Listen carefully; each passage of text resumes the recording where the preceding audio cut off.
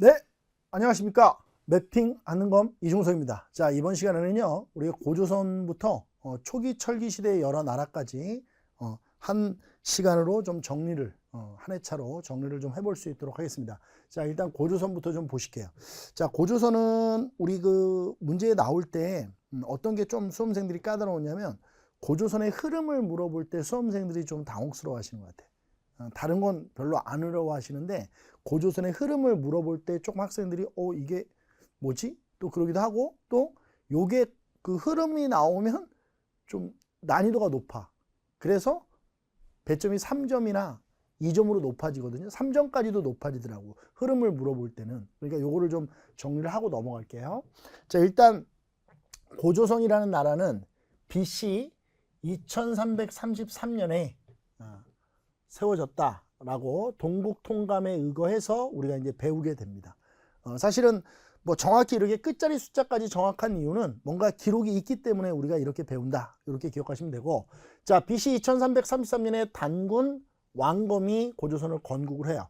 자, 단군은 제사장이라는 의미가 있고 왕검은 정치적 군장이라는 의미가 있어요. 그래서 재정일치 사회의 지배자였다. 그러니까 결국 청동기 시대에 만들어진 고조선이라는 나라는 재정일치 사회였다라고 기억을 하시면 되고, 자, 이 고조선이라는 나라는 청동기 문화를 바탕으로 성장을 합니다. 자, 우리 고조선의 영역을 좀 보면, 자, 원래는 이제 고조선의 영역이 이렇게 돼 있는 거거든.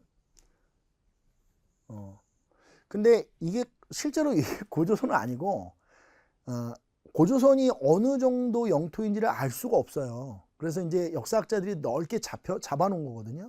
요 어딘가에 있었을 것이다 이렇게 보는 건데, 사실 고조선의 영역을 알려주는 유물들이 있어요. 그게 뭐냐면 앞글자만 딸게요. 비파형 동검, 그 다음에 거친 무늬 거울, 거거라고 합시다. 그 다음에 북방식 고인돌, 그 다음에 미송리식 토기. 요 4개 중에 있잖아요. 2개가 같이 발견되잖아. 그럼 여기를 이제 학계에선 고조선의 영역이라고 봐요. 그러니까 약속한 거야. 어딘지를 모르니까. 근데 지금 이 지도에서는 보시면 북방식 고인돌과 비파형 동검이 같이 발견된 지역이 딱 여기에 묶여져 있는 거야. 그러니까 이 부분이 북방식 고인돌과 거친 무늬 거울이 같이 발견된 지역이다. 이렇게 기억하시면 되고, 또 우리가 공부하시기 전에 또 하나 해야 될 게 있어. 여기 보시면 랴오어 강이 있어. 원래 랴오어 강이라고 하면 안 되고 랴오어라고 하면 돼. 이 허자가 강하자니까. 이 랴오어 오른쪽 있지. 여기가 요 동이야. 랴오뚱 이렇게도 하는데, 그 다음에 이 랴오어 서쪽이 요서야. 랴오시 이렇게도 해. 랴오시. 그러니까 같은 말이고, 그 다음에 여기 볼록 튀어나온 데 있지. 여기가 요동 반도야. 랴오뚱 반도라고도 하고, 그 다음에 여기 볼록 튀어나온 데 있지. 여기가 산둥 반도야. 그러니까 이런 지명들은 좀 기억을 해주시는 게 좋아. 다시 한번, 랴오어 동쪽이 요동, 랴오어 서쪽이 요서, 그 다음에 이쪽이 요동 반도, 그 다음에 이쪽이 산둥 반도. 자, 그리고 지도 잠깐 다시 볼게. 여기 보시면 여기 백두산이 있는데, 백두산에서 이렇게 황해로 빠지는 강이 압록강, 이쪽 동해로 빠지는 강이 두만강이야. 그리고 여기 대륙으로 이렇게 빠지는 강이 하나 있는데, 여기에 송하강이야. 이 송하강을 기준으로 해서 이 송하강 동쪽을 우리가 뭐라고 하냐면 북만주, 북간도라고 부르고, 이쪽 서쪽, 이쪽을 서간도 혹은 남만주라고 불러. 그러니까 이 용어들은 나중에 또 독립운동사 할 때 되게 중요해.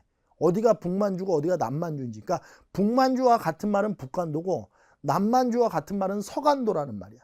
그러니까 이런 것들도 다 이 기준점을 가지고 공부하니까 여러분들이 좀 기억을 하시고, 또 하나 기억해야 될 게, 이 백두산에서 이렇게 빠지는 강을 우리가 압록강이라고 했잖아. 그 다음에 이쪽에 청천강이 있고 이쪽 평양 쪽에 대동강이 있어. 이걸 압청대 이렇게 제가 외우라고 시키거든요. 압록강, 청천강, 대동강, 이 3개의 강은 공부하다가 계속 나와. 그러니까 예를 들어서 살수대첩, 그럼 뭐 청천강에서 일어났다, 뭐 이렇게 얘기하거든요. 그 다음에 대동강, 뭐 이런 거 되게 많이 나온다. 평양은 지역사 문제에서도 많이 나오기 때문에 압청대 이렇게 기억을 좀 해두시면 돼요. 자, 어찌되었든 간에 고조선은 청동기 문화를 바탕으로 성장했다 이렇게 보시면 되고, 자, 이게 이제 시간이 지나는데 이게 한 1900년 정도가 없어, 기록이. 또 이제 기록이 없다고 그러면 되게 좋아하는 사람이 있어. 안 배워도 되는구나 이러고. 안타까운 거죠. 기록이 없어. BC 4세기경이 되면 랴오시를 경계로 연나라와 대립할 만큼 고조선이 강력해졌다는 거야. 여기 랴오시는 정리하면 여기가 이제 랴오허겠지. 요하 서쪽 여기를 경계로 해서 연나라와 대립할 만큼 강성해졌다. 이 연나라는 중국 전국 칠흥 중 하나의 국가였다. 이렇게 보시면 되고, 여기 연나라가 있었고 여기 고조선이 이렇게 있었는데 연나라와 고조선이 대립하고 있었다. BC 3세기 초가 되면 연나라 장수 진계가 고조선에 쳐들어와요. 벌써 이름이 그렇잖아? 개잖아. 그지? 동생이 진돗개라는 얘기도 있어. 하여튼 이 진계가 고조선에 쳐들어와요. 그러면서 서쪽 영토를 고조선이 잃게 됩니다. 자, 고조선의 서쪽 영토면 요동이에요. 자, 고조선이 여기 있고 고조선의 서쪽 영토면 여기일 거 아니야. 그럼 여기면 요동이지. 지명으로 얘기하면. 고조선의 중심지가 요동에서 대동강으로 이동되는 이유예요. 자, 원래 고조선의 중심지가 여기라고 보는데 대동강으로 이 진계의 침입 이후에 이동됐다 이렇게 보는 거예요. 과거에는 이게 학설 논란이 굉장히 많았어요. 고조선의 중심지가 요동이었다. 고조선의 중심지가 대동강이었다. 뭐 이런 논란이 많았는데 요즘에는 어떻게 정리되냐면 이렇게 중심지가 이동됐다 한번. 누구의 침입으로 인해서 연나라 장수 진계의 침입에 의해서 중심지가 이동됐다. 이렇게 보고 있습니다. 자, 그 다음에 BC 3세기경이 되면, 근데 되게 웃긴 게 이게 이쪽으로 이동되면서 뭔가 이게 중국의 타이트한 압박을 받지 않았던 것 같아. 그러니까 여기에 있을 때는 중국과 딱 붙어 있으니까 이게 군사적인 거나 이런 것들의 압박이 컸나 봐. 근데 여기로 딱 움직이고 나서 고조선의 국력이 강해져. 아무래도 그렇잖아. 군사적인 어떤 이런 심한 대치 상황에서 벗어나면 이 내부적인 어떤 그 경제력이나 이런 것들이 향상되게 돼 있거든. 그래서 왕권이 강화되고 왕후가 이때 사용돼. 부왕, 준왕 이런 왕후가 이때 등장하고 일시적으로 왕위가 세습되기도 해. 여기서 또 중요한 건 연속적으로 세습되진 않아. 우리 나중에 이제 중앙집권국가 삼국시대 공부하다 보면 연속적으로 세습이 되거든. 이거는 이제 왕권이 강화되면서 일시적으로 일어난 세습이다 이렇게 보고, 그 다음에 왕 밑에 요거 잘 봐야 돼. 이 상경대부 같은 관직들이 설치된다는 거야. 자, 관직이 설치됐다는 건 중앙 통치 체제가 정비되고 있다는 거야. 중앙 통치 체제가 정비되고 있다는 것은 국가의 시스템이 정비되고 있다는 얘기거든. 이렇게 BC 3세기경에 고조선이 좀 괜찮아지고 있었다. 이렇게 기억을 하시면 되고, 그 다음에 이제 이어서 한번 가보죠. 자, BC 2세기 초로 넘어올게요. 자, 2세기 초가 되면 이 위만이 1천여 명의 무리를 이끌고 들어오는데, 자, 이거 너무 어렵게 하지 말고 위만은 원래 연나라 사람으로 보여요. 근데 중국 역사는 알 필요 없어. 어찌어찌해서 이 위만이 천여 명의 식소를 데리고 이 고조선으로 이제 들어온 거야. 망명을 한 거야. 연나라에서 고조선으로 이제 망명을 한 거죠. 이때 이제 중국은 지난 교체기의 혼란기라고 보여지고, 위만이 준왕의 신임을 받아요. 그러니까 이때 이 고조선의 왕이 준왕이었거든. 근데 왜 이 준왕이 위만을 신임했느냐? 그 이유는 간단해. 이 위만이 데리고 온 한 1천여 명의 식솔 중에 철제 무기를 만드는 장인이 있었던 거야. 이게 지금으로 얘기하면 철제 무기 장인이 지금으로 얘기하면 뭔지 알아? 핵무기 개발자 이런 애들이 있었던 거야. 그러니까 당연히 준왕은 잘해줬겠지. 근데 위만이 이제 결국 이 준왕의 신임을 얻어서 서쪽 변경 수비하는 임무를 맡거든. 근데 위만이 서쪽 변경이면 결국 여기가 이제 대동강으로 넘어왔을 테니까 서쪽 변경 한 이쪽 어딘가를 이제 방어하는 거였을 거야. 근데 계속 중국이 혼란기라서 중국 유이민이 계속 넘어오는 거야, 고조선으로. 그래서 위만이 결국 세력을 계속 키운 뒤에 준왕을 축출하고 자기가 왕이 돼. 그러니까 자기를 보살펴줬던 준왕을 결국 위만이 몰아내고 자기가 왕이 된 거죠. 어떻게 보면 한국사 최초의 쿠데타라고 볼 수 있어. 그리고 이 준왕은 축출되고 나서 밑에 있는 쭉 진국으로 남하해서 이게 여기 마한이 있지, 마한. 나중에 철기시대 때 배우는 이 마한이라는 나라를 바로 이 준왕이 세우는 거야. 이 준왕이 나중에 마한을 건국하게 돼. 밑으로 내려가서. 그리고 위만조선의 성립과 관련해서 우리가 기억해야 될 게 있는데, 위만조선 하면 제가 요 네 개를 딱 박스를 쳐서 외우라고 하는데, 자, 첫 번째는 위만조선 하면 뭐가 딱 떠올라야 되냐면 이 중개무역을 해. 요게 아주 중요해. 이따가 다시 한번 설명해 드릴게.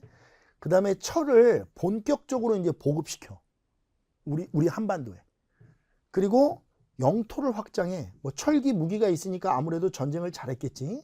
영토 확장이 일어나면서 뭐 임둔, 진번 이런 작은 국가들을 다 먹어버려. 그 다음에 중앙 통치 체제도 이제 관직 같은 거 있지. 이런 것들도 다시 정비를 해. 그러니까 체제가 다시 계속 정비되고 있다. 이렇게 보시면 돼요. 요 네 가지가 위만조선 하면 여러분들이 떠올라야 될 것들이야. 그래서 요거를 옆에다 이제 정리를 해놨는데 한번 보자고. 자, 위만조선은 BC 194년에 준왕을 몰아내고 위만이 왕이 되면서 성립된 나라고, 철기 문화를 본격적, 자, 이 본격적이라는 말 중요해. 그 전부터 철기 문화는 있었는데 위만조선 때 우리 한반도의 철기 문화가 본격적으로 보급되었다라는 거고, 활발한 정복 사업을 전개하면서 진번, 임둔 이런 나라들을 이제 정복을 해요. 실제로 여기 좀 지워볼게. 진번, 임둔이 어디 있는 거냐면, 임둔은 이쯤에 있고 진번은 이쯤에 있었거든. 근데 이런 작은 나라들이야, 작은 나라들. 작은 나라들을 위만조선이 다 이제 정복을 하기 시작한 거고, 중개무역으로 이익을 독점해. 자, 이 중개무역도 되게 중요한데, 여기 이제 이미 한 나라가 이제 들어서고, 여기에 예라는 나라가 있고, 여기에 남방진이라고 해서 남쪽에 진나라가 있었거든. 근데 이 예라는 나라와 진나라가 한 나라와 직접 교역을 못하게 위만조선이 막아가지고 중개무역을 하는 거야. 그러니까 예 진의 물건을 고조선이 사서 하나 팔고, 한의 물건을 사서 이렇게 팔고, 이게 이제 중개무역이거든. 근데 이제 중개무역을 하다 보니까 이 위만조선이 막대한 이익을 독점하게 되는 거지. 물론 이제 예 나라 진나라도 화가 났겠지만, 예 진은 고조선에 비해서 작은 나라야. 그러니까 힘이 없어. 힘이 없는 나라가 힘이 큰 나라한테 화내면 돼? 안 되지. 그러니까 한 나라가 이제 이것 때문에 화가 났던 거야. 결국 한 나라의 침입이 왜 일어났는지를 이해할 수 있는 대목이지. 요즘도 그 전쟁이 일어난 이유는 간단해. 이거야, 이거. 미국이 중국을 왜 싫어하겠어? 중국은 미국을 왜 싫어해? 같이 친하게 지내면 되는데. 그게 다 이거와 관련돼 있어서 그래. 걔네들이 돈을 벌면 우리가 못 벌거든. 그잖아.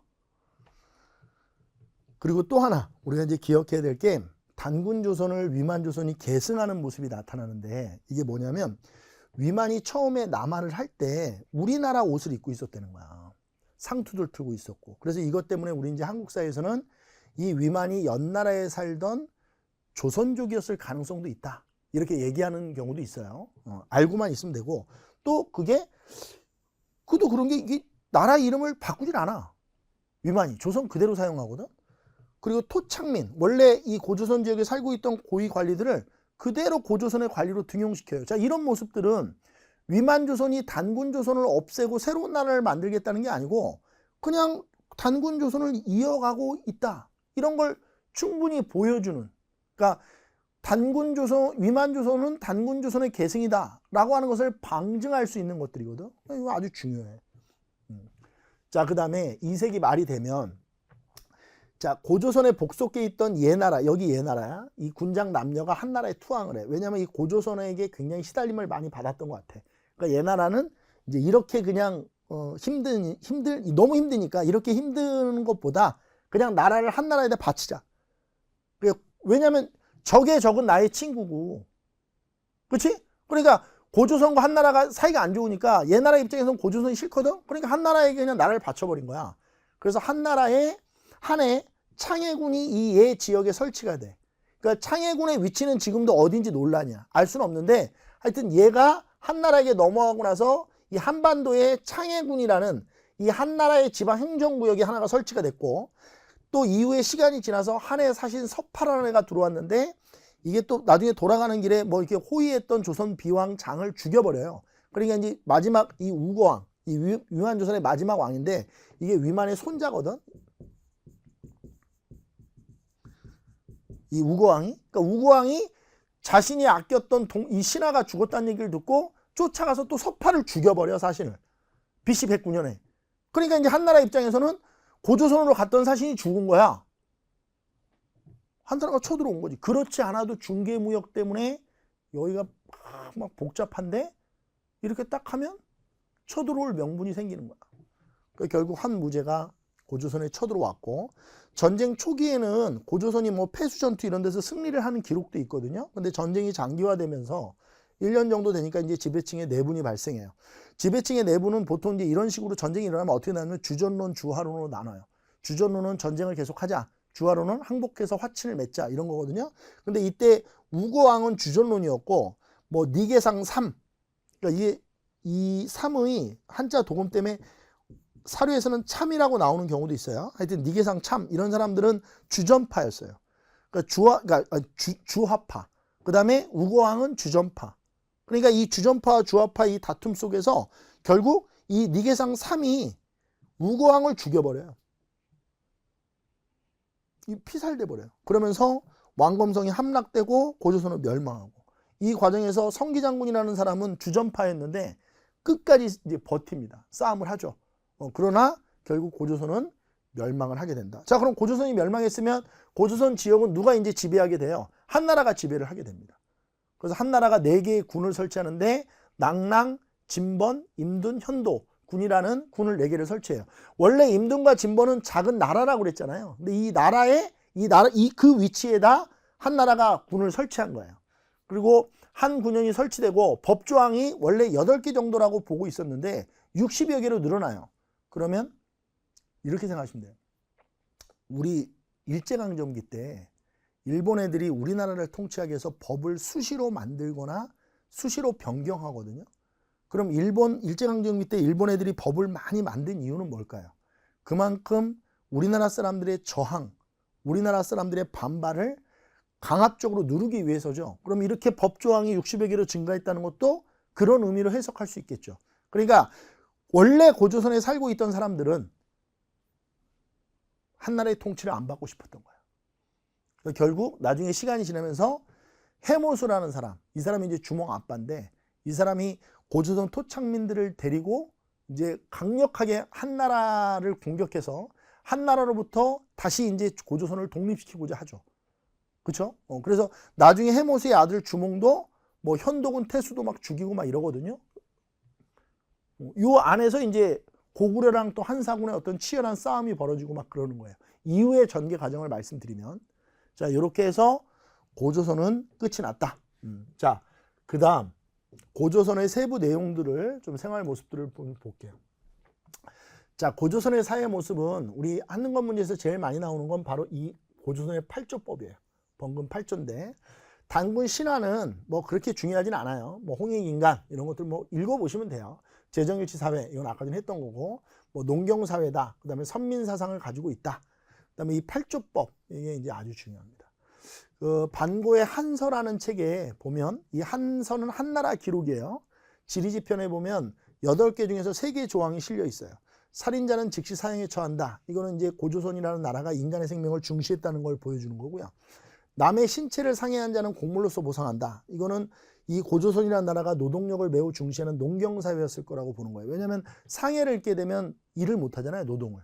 그럼 노동을 못하는 거에 대한 대가를 곡물로서 지불한다는 건 그 못하는 일이 농업이었을 가능성이 높은 거죠.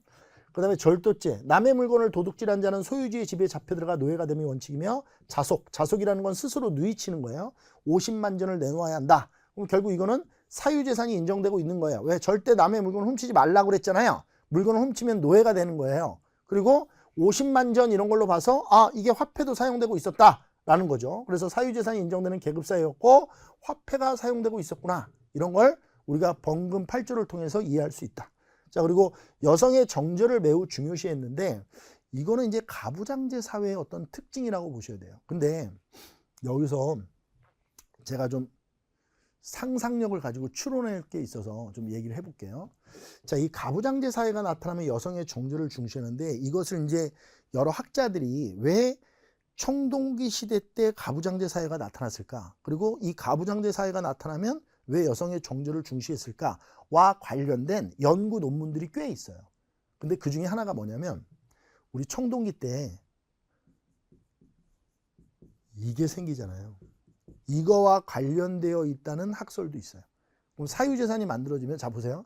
자, 제가 재산을 많이 모은 사람이에요. 청동기 때. 그럼 내가 죽을 것 같아. 그럼 이 재산을 누구한테 주고 싶을까요? 내 자식한테 주고 싶겠죠. 그렇잖아요. 지나가는 사람, 야, 너 일로 와봐. 너 내 재산 가져. 이럴 순 없잖아요. 내 자식한테 주고 싶을 거란 말이야. 그러면 이 자식이 내 자식이라는 확신이 있어야 돼. 그러려면 이런 분위기를 만들어 놓는 거죠. 그러니까 여성은 절대로 다른 남성과 잠자리를 하면 안 돼. 그래야지만 저 자식이 내 자식이라는 어떤 확신이 생기죠. 그럴 때만 내가 저 자식한테 재산을 물려줄 수 있는 거야. 그런 얘기도 있다는 거야. 생각을 해보면 인간의 생활은 아까 전에 얘기했지? 결국 다 이해가 돼야 되는 거거든. 그러니까 왜 갑자기 느닷없이 난데없이 여성의 정조를 중시했을까? 이런 부분에 대한 연구 논문이 있다는 얘기야. 그 다음에 고조선 관련 기록들이 있는데요. 이런 것들은 여러분들 한번 쭉 읽어보시면 돼요. 뭐 그렇게 크게 중요하지는 않습니다. 그리고 그 밑에 보면 뭐 중국 측 고조선 관련 기록도 있어요. 뭐 관자, 산해경 이런 것들도 나오는데 그건 중요하지 않고 더 중요한 건 한능검에서 더 중요한 건 이런 거야. 강화 참성단에 보면 이게 단군 왕검이 하늘에 제사를 지내는 거예요. 여기서 초제라고 하는데 하늘 제사를 단군 왕검이 지냈고 또 하나 더 중요한 게 여기서 이 강화도 참성단에서 단군 초제를 지내는 여기서 우리 그 성화, 전국체전 성화, 체화식이 여기서 열려요. 그러니까 우리나라에서 전국체전 할 때 여기서 성화가 체화되는 거거든요. 그리고 개천절 있죠. 개천절도 이 단군이 이 건국했던 거, 그러니까 개천, 하늘을 연 거거든요. 이 강화도 참성단과 다 관련되어 있어요.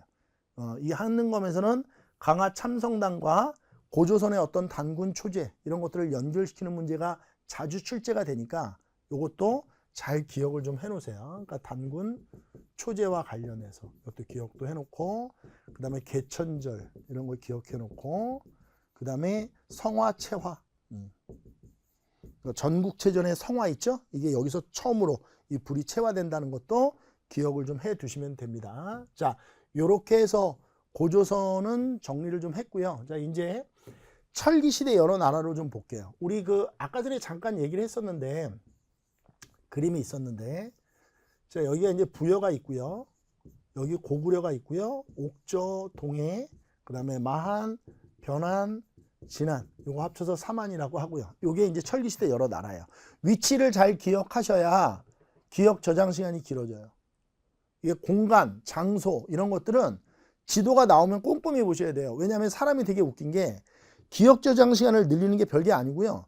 거기가 어디 위치인지를 정확히 아는 거 있죠. 이게 기억 저장 시간을 늘리기도 해요. 예를 들면 여러분들이 어디를 특정 지역을 가봤다고 합시다. 자, 우리 예를 들어 경주를 나는 갔다 왔다. 경주 석굴암을 직접 내 눈으로 봤다. 경주 불국사를 내 눈으로 봤다. 이 사람은 공부를 할 때 경주 불국사가 나오잖아요. 그럼 기억 저장 시간이 당연히 길어져요.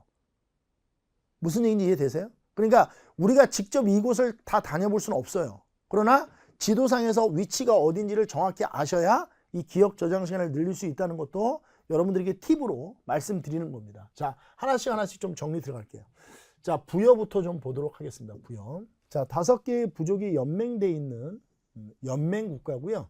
상대적으로 중앙집권 국가에 비교했을 때 왕권이 강하진 않아요. 제가 아까 전에 에네르기 셈셈 뭐 이런 거 얘기해 드렸는데 재해나 뭐 예를 들어 흉년이 들거나 이럴 때 그 책임을 왕에게 물어서 왕을 교체하기도 합니다.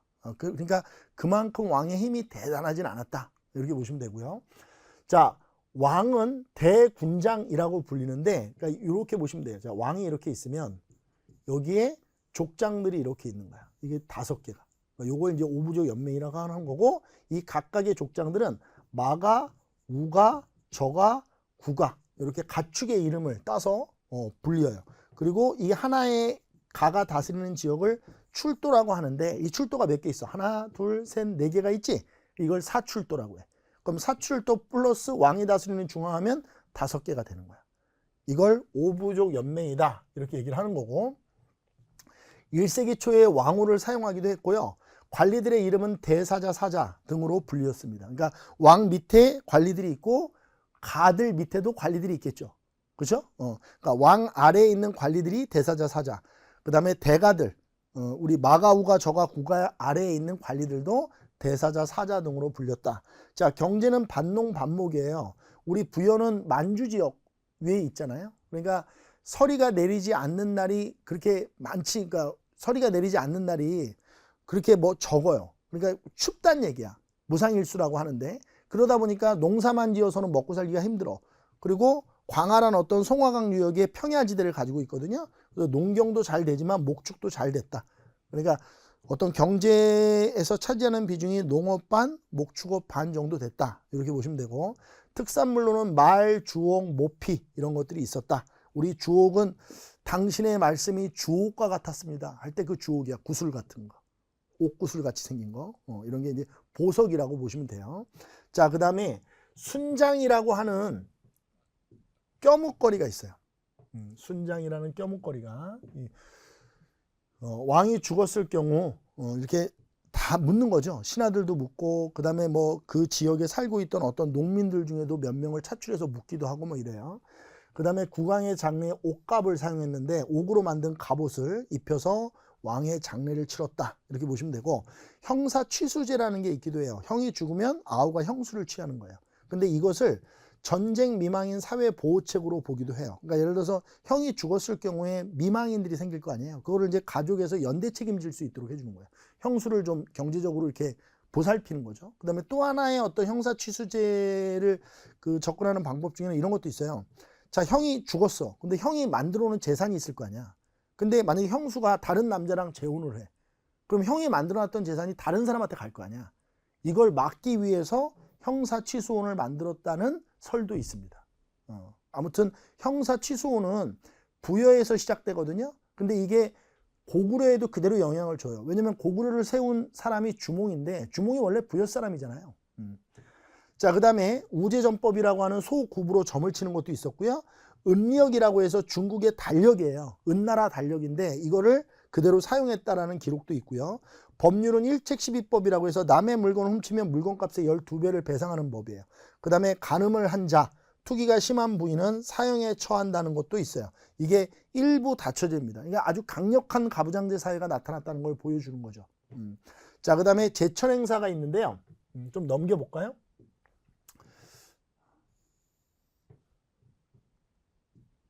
자, 제천행사가 있는데 영고라는 제천행사예요. 이게 12월에 지내요. 근데 보통 희한한 건 제천행사를 원래 10월에 지내거든요. 12월의 영고는 어떤 거냐? 이게 겨울철 사냥기원제로 보여지는데 이것이 부여에 남아있는 어떤 수렵사회의 전통이 아니냐, 이렇게 이제 역사학자들은 해석을 하고 있는 겁니다. 그리고 이제 3세기 말에 선비족이 쳐들어와요. 이러면서 이제 국력이 약화됩니다. 선비족의 침입으로. 이 선비족의 침입이 이제 전현이거든요. 선비족이 만든 나라가 전현인데 전현의 침입으로, 발음 조심하셔야 돼요. 전현의 침입으로 국력이 쇠퇴합니다. 이러면서 이제 고구려의 보국으로 전락했다가 결국 5세기 말 고구려의 문자왕에 의해 부여는 없어진다. 근데 여기서 조금 우리가 한번 해봐야 될 게 있어요. 그냥 넘어가면 안 되고, 여기 한번 보세요. 이 부여는 있잖아요. 나중에 고구려, 백제, 필기 좀 하실래요? 이 나라의 뿌리가 돼요. 자, 왜 그러냐면 고구려를 세운 주몽은 부여 사람이죠. 부여말로 활 잘 쏘는 사람이 주몽이니까. 그리고 주몽의 아들 온조가 백제를 건국하죠. 그러니까 고구려, 백제, 우리 삼국 중에서 두 나라나 다 그 뿌리가 부여에 있다는 거예요. 그래서 백제 같은 경우는 실제로 6세기 때가 되면 성왕 때 나라 이름을 아예 남부여로 바꿔요. 그러니까 백제가 아니고 남부여로 아예 이름을 바꾼단 말이에요. 그리고 남부여로 바꾸면서 수도를 웅진에서 사비로 옮기거든요. 근데 그 사비의 현재 지명이 부여야. 충남부여. 이게 다 이거와 연결되어 있는 거야.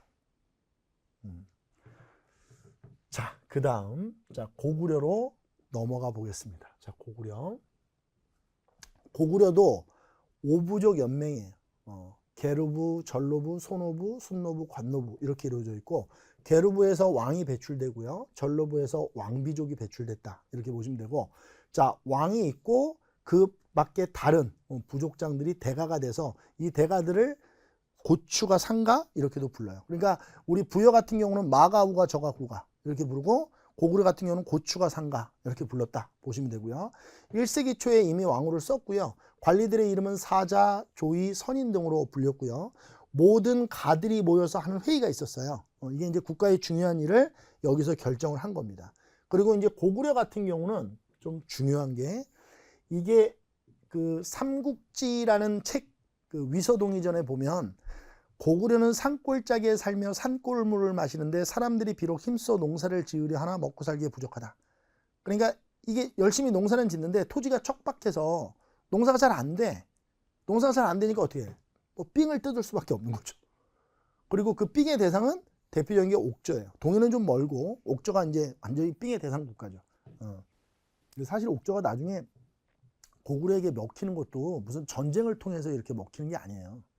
그냥 이렇게 하다가 고구려도 멀리 가서 이렇게 삥을 뜯는 게 힘들고 옥저도 뭔가 이렇게 물건이 나오는데 이게 지 물건이 아니야. 다 고구려 줘야 돼. 그래서 고구려가 야 그냥 합칠래? 그러니까 이제 옥저가 진작 얘기하지 그랬어요. 뭐 이러면서 합쳐지는 거예요. 자, 그 다음에 부경이라는 창고도 집집마다 있었는데 이게 이제 삥 저장 창고로 보여지는 거예요. 삥 뜯었던 물건들을 저장하는 창고가 있었다 이렇게 보이는 거죠. 자, 그 다음에 고구려에 있던 그 혼인풍습인데요. 이 서옥제라고 해서 서옥이 이 서자가 사위 서자고 이게 집 옥자인데 사위 집을 만들어 놓는 거예요. 그러니까 무슨 얘기냐면 여자네 집 뒤편에다 이렇게 조그맣게 서옥을 만들어 놓고 남자가 대릴사위제가 돼서 여자네 집안일을 봐주는 거예요. 근데 이런 서옥제가 왜 만들어졌을까를 생각해 보면 간단한 거는 왜 만들어졌을까 생각해 보면 간단해요. 자, 보세요. 얼굴 보세요.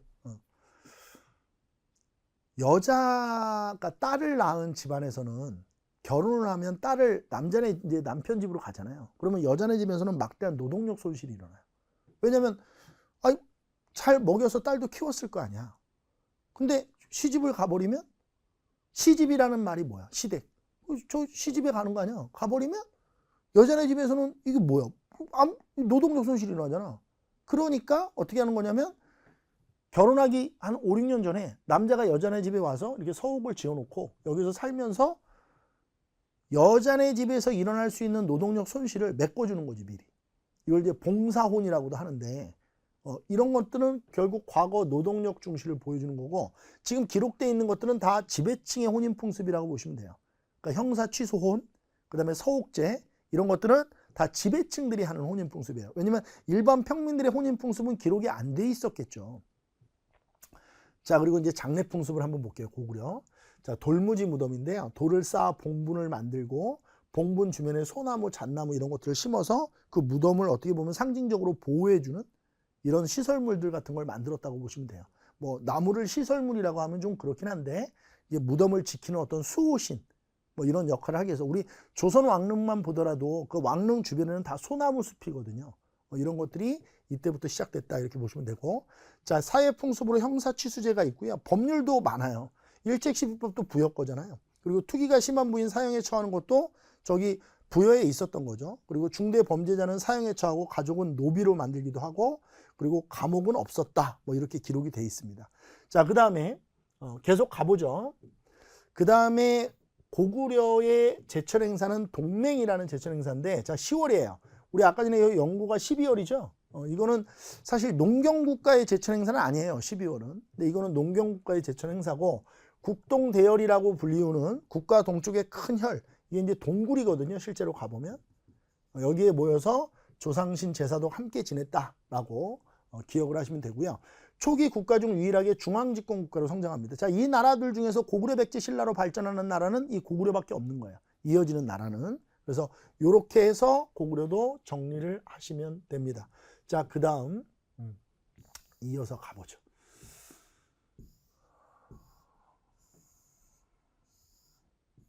자, 옥저 동해로 가볼게요. 자, 옥저 동해 묶어서 좀 가볼 텐데요. 이 국가들의 특징은 연맹 국가가 아니에요. 발전을 못하고 군장 국가 단계에서 머물러 있어요. 그래서 왕이 없어. 근데 군장들은 있겠죠, 당연히. 읍군, 삼로라고 불리는 군장들은 있었다. 이렇게 보시면 되고요. 자, 그 다음에 소금과 해산물이 매우 풍부해요, 옥저는. 근데 이거 풍부하면 뭐해? 그지? 이거 보세요. 이거 풍부하면 뭐 하겠어? 이거 농경이 풍부하면 뭐해? 이거 다 고구려에게 삥을 뜯기는 거죠. 자기네에서 나온 건데 고구려에서 다 뜯기는 거예요. 그 다음에 이제 동해의 특산물이 있는데 단궁, 짧은 활이에요. 과하마라고 해서 쪼락말이죠. 과실나무 밑을 통과하는 말 이런 뜻이니까. 반어피는 바다표범 가죽이고요. 또 방직 기술이 발달해서 명주, 삼배 등이 많이 생산됐다. 이렇게 기억하시면 됩니다. 자, 그 다음에 옥저에는 민며느리 제도라고 해서 이 부자가 며느리 부자예요. 이거는 고구려와는 좀 상이한데 어떤 거냐면 여자가 이제 딸이 태어나잖아요. 그럼 어렸을 때 그냥 남자네 집에 정략 결혼이니까 남자네 집에 주는 거예요. 니네가 키우라는 거죠. 어차피 니네 집 노동력이 되지 않느냐. 그러니까 참 지금 생각하면 너무 웃긴 게 요즘에는 애가 태어나면 우리 애기 이러잖아요. 예전에는 어떤 거야? 노동력. 그러니까 이걸 그냥 주는 거야. 그래서 줬다가 결혼 정년기가 되면 다시 여자가 친정으로 와 또. 그럼 남자가 이제 각종 폐물을 여자네 집에다 지불하고 여자를 데리고 가는 거야. 이건 거의 매매혼이라고 봐야 돼요. 여성의 뭐 이렇게 신체나 노동력을 사는 그런 개념이라고 봐야죠. 자, 그 다음에 이제 골장제라는 게 또 있어요. 이걸 좀 그림으로 좀 그려보면, 자, 여기 보세요. 이게 이제 그 동네마다 이제 얕은 야산 같은 데가 있을 거 아니에요. 여기다 사람이 죽으면 이 산 위에다 등선 같은 데다 이렇게 그냥 널어요. 묻는 것도 아니야. 이렇게 그냥 놓고 가마니 같은 걸로 덮어요. 그리고 이제 시간이 한 1, 2년 지나면 이게 백골화 되겠죠. 그러면 이 백골화에 되어 있던 뼈를 수습해 가지고 여기 큰 나무 목각에다 이 뼈를 안치시키는데 이 나무 목각이 큰데 한 10여 장 정도 되거든요. 근데 여기 뼈를 열면 이렇게 뼈가 가지런히 이렇게 있어요. 이게 이제 가족 공동 무덤이에요. 그리고 이 목각 입구에다 쌀 항아리를 매달아 놓고 뭐 죽은 자의 양식으로 쓰라고 해놓고 뭐 이런 거거든. 요게 옥저에 나타나는 아주 특이한 매장 풍습이에요. 골장이라는 건 이 골자는 뼈 골자예요. 그러니까 뼈를 다시 이렇게 가매장, 순매장이라고 해서 다시 이렇게 뼈를 추려서 묻는다라는 뜻을 가지고 있습니다. 자, 요게 옥저의 대표적인 장례 풍습이다라는 것도 기억을 좀 해 두시고요.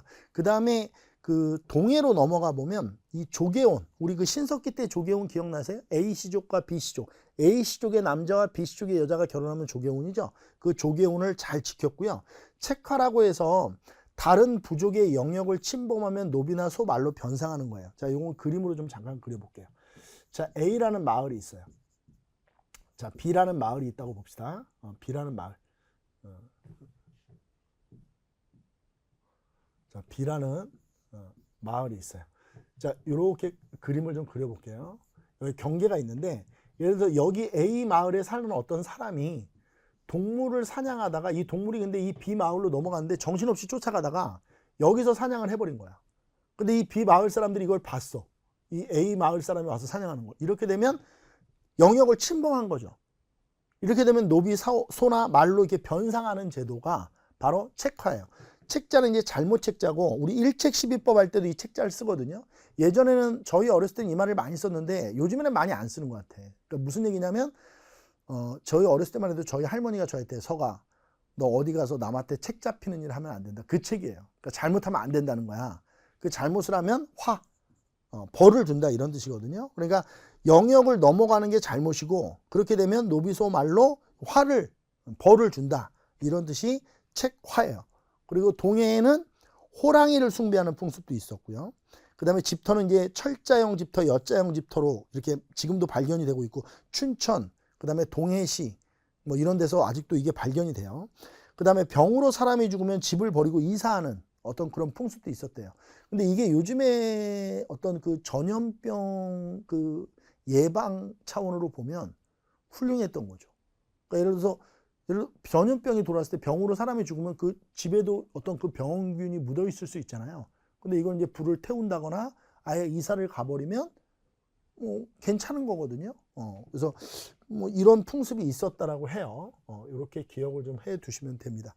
자, 그 다음에 옥저와 동해의 그 이제 제천 행사인데 옥저는 기록이 없고요. 동해는 무천이라는 제천 행사가 있어요. 그리고 옥저, 동해 나중에 다 고구려에게 복속돼요. 옥저가 조금 더 먼저 복속이 되죠. 그리고 나중에 이제 동해가 복속이 됐다. 이렇게 보시면 되고요. 자, 그 다음 이제 마무리 합시다. 자, 우리 사만 남았는데 사만. 자, 사만을 보죠.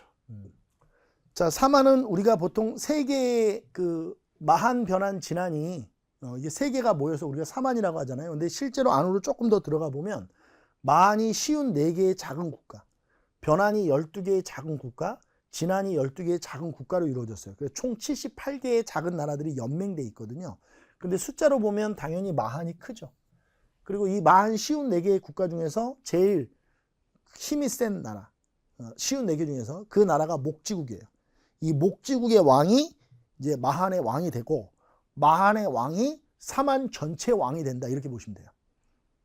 자, 지금 이 말 이해되셨어요? 지금 마변진 중에서 사이즈가 어디가 제일 커요? 마한이 제일 크죠. 그 쉬운 4개 국가 중에서 목지국이라는 나라가 있었는데 그 목지국의 왕이 마한의 왕이 되고, 그 마한의 왕이 사만 전체의 왕이다. 그래서 그 마한의 왕을 한왕이라고도 부르고요. 마한왕, 한왕 이렇게도 부르고, 이 마한, 변한, 진한이 생기기 전에 그 나라 이름이 진이거든요. 남방진. 그래서 이걸 진왕이라고도 불러요. 한왕, 진왕이라고도 부른다. 그리고 이 사만의 군장들은 저수지가 있으면 좀 힘이 있는 군장이라고 해서 신지견지라고 불렸고, 저수지가 없으면 힘이 좀 약해서 불의 읍차 등으로 불렸습니다. 이 저수지가 왜 중요하냐면 사만은 한강 이남 국가이기 때문에 벼농사가 매우 발달해요. 이 벼농사는 여러분들 이게 밭전자잖아요. 여기 위에 물이 얹어지잖아요. 그럼 이게 논답자예요. 그러니까 밭 위에 뭐가 있어야 논이 되는 거예요. 물이 있어야 돼요. 이 논에서만 벼농사가 되는 거예요. 그러니까 무슨 얘기냐? 사만은 벼농사 발달 지역인데 물이 반드시 필요해요. 그러면 저수지가 있다는 얘기는 물을 공급해 줄 수 있는 거거든요. 관계 수로 시설 이런 걸 만들어서.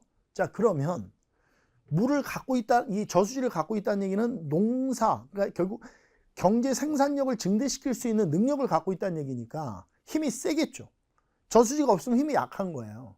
그리고 이 저수지 때문에 또 일어난 게 뭐냐면, 저수지가 생기면서 나타난 큰 변화 중에 하나가 제사장의 힘이 약화돼요. 사만에서. 자, 질문. 저수지가 만들어지면 왜 제사장의 힘이 약화될까요? 이런 게 매우 중요하거든요. 다시 한번 여쭤볼게요. 저수지가 만들어지면 왜 제사장의 힘이 약화될까요? 제사장이 주로 하는 일을 생각해 보세요. 좀 감이 잡혀요? 안 잡혀요? 제사장은 주로 기우제를 지내죠. 근데 저수지가 만들어지면 물을 인간이 공급해 줄 수 있게 되잖아요. 그러니까 제사장의 힘은 계속 줄어들어요. 그러면서 사만에서만 제사장과 정치적 군장이 분리되기 시작해요. 이걸 재정분리사회라고 하거든요. 재정분리사회가 나타났다는 얘기는 제사장이 힘을 잃고 있다는 얘기예요.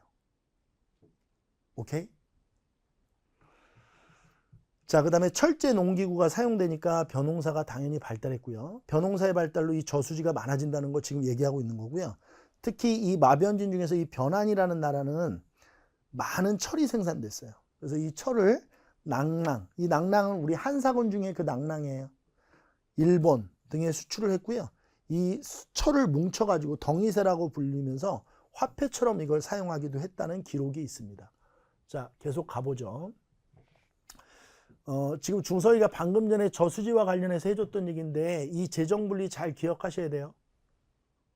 왜 재정분리가 일어났다고요? 뭐가 만들어지면서? 저수지가 만들어지면서. 제가 오늘 하루 종일 그 얘기를 했었는데, 인간의 생활은, 인간의 사회 구조는 논리적으로 이해가 돼야 돼요. 외우는 게 아니란 말이에요, 사실은 한국사가. 그러니까 왜 사만에서 재정분리가 나타났느냐를 설명할 수 있는 인간이 되는 거예요. 재정분리가 나타났다가 중요한 게 아니고.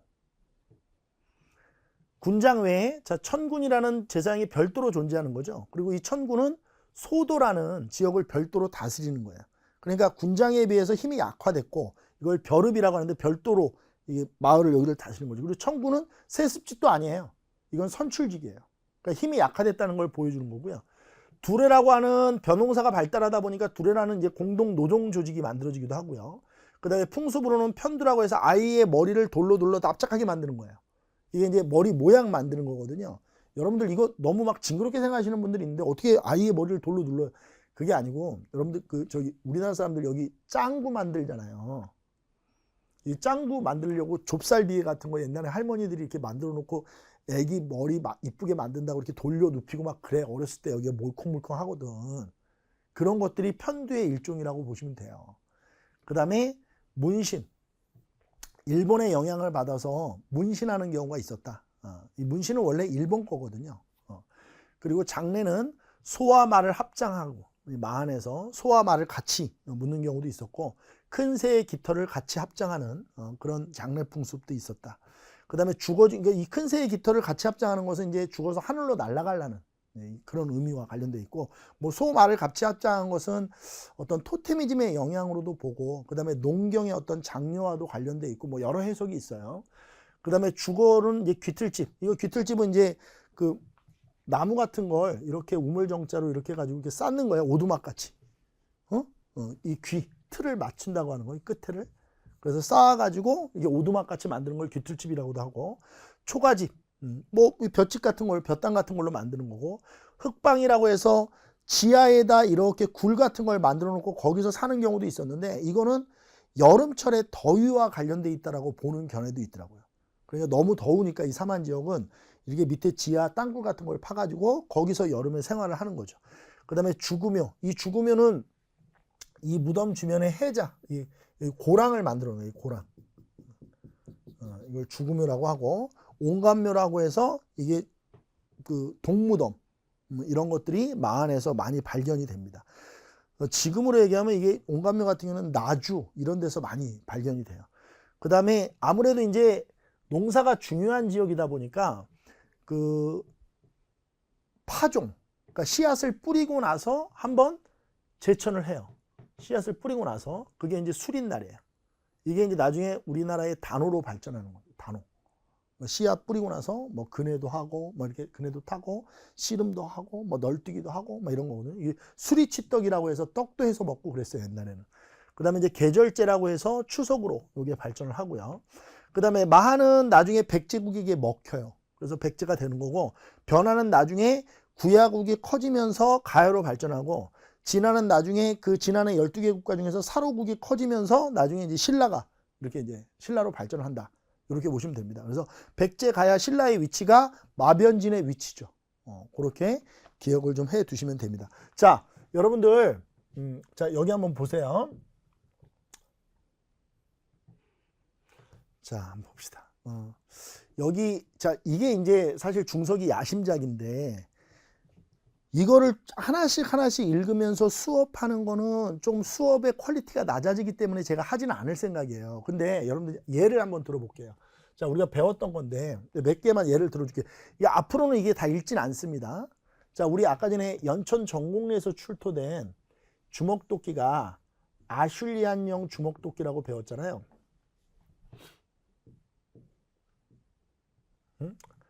아슐리안령 주먹도끼로 배웠죠. 요거에 대한 이제 설명을 해 놓는 거예요. 이게 실제 시험에 기출됐던 사료예요.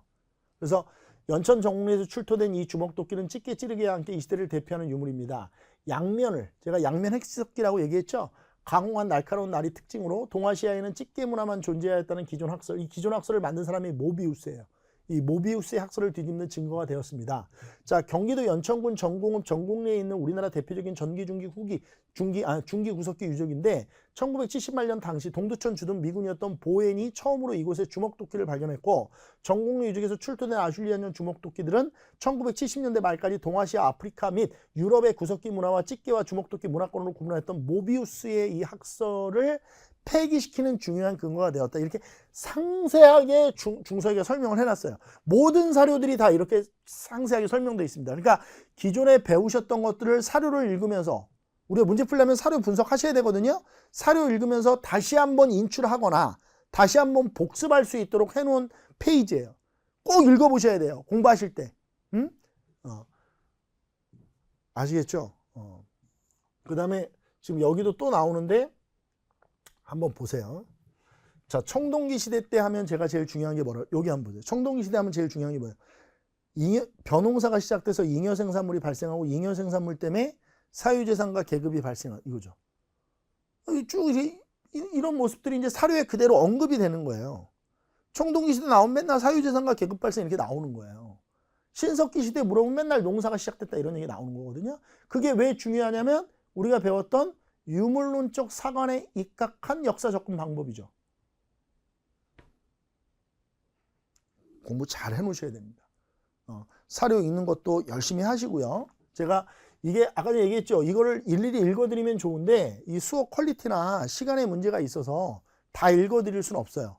이게 다 실어놨으니까 여러분들 보면서 다시 한번 인출할 수 있도록 그렇게 해주시고, 자, 고생하셨고 선사시대 모든 단어는 여기서 마무리할 수 있도록 하겠습니다. 자, 고생하셨습니다.